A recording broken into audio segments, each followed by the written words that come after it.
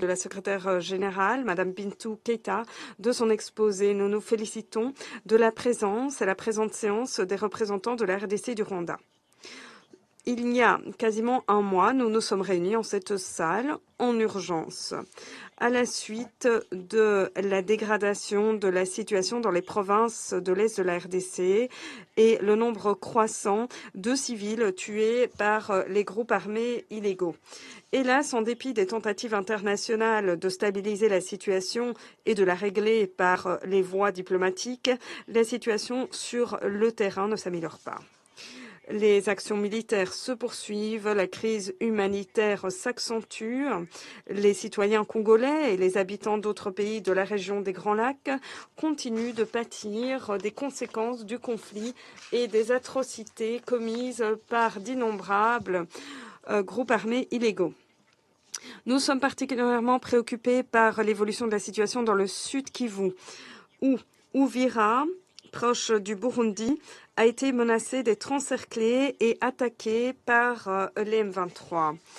L'escalade dans cette région pourrait entraîner des combats sanglants et encore aggraver la situation humanitaire et réduire à néant les initiatives de médiation internationale. C'est inadmissible.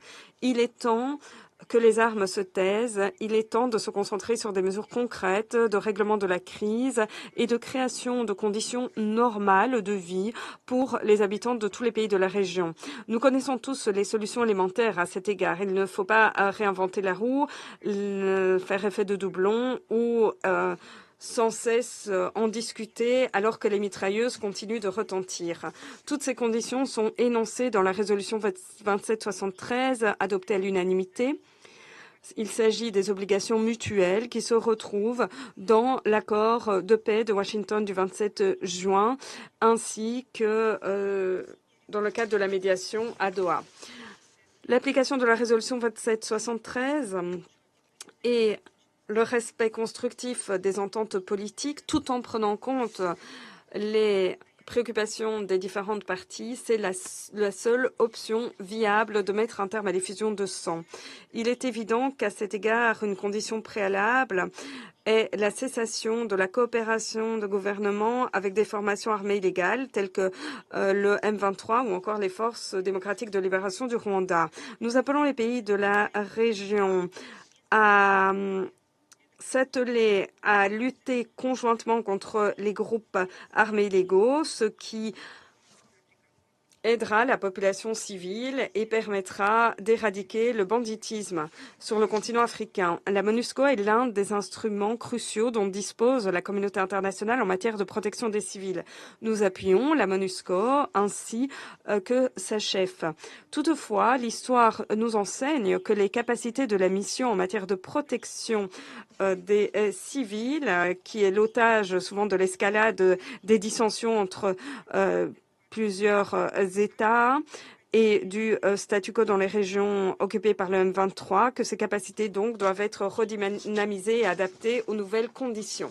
En guise de conclusion, je le souligne une fois de plus, le bien-être de la population, l'essor économique ne pourront avoir lieu sans établir la confiance avec les voisins. Nous sommes convaincus que tôt ou tard, les parties à la tragédie de l'Est de la RDC le comprendront, surtout ceux qui prennent des décisions aux conséquences fatales.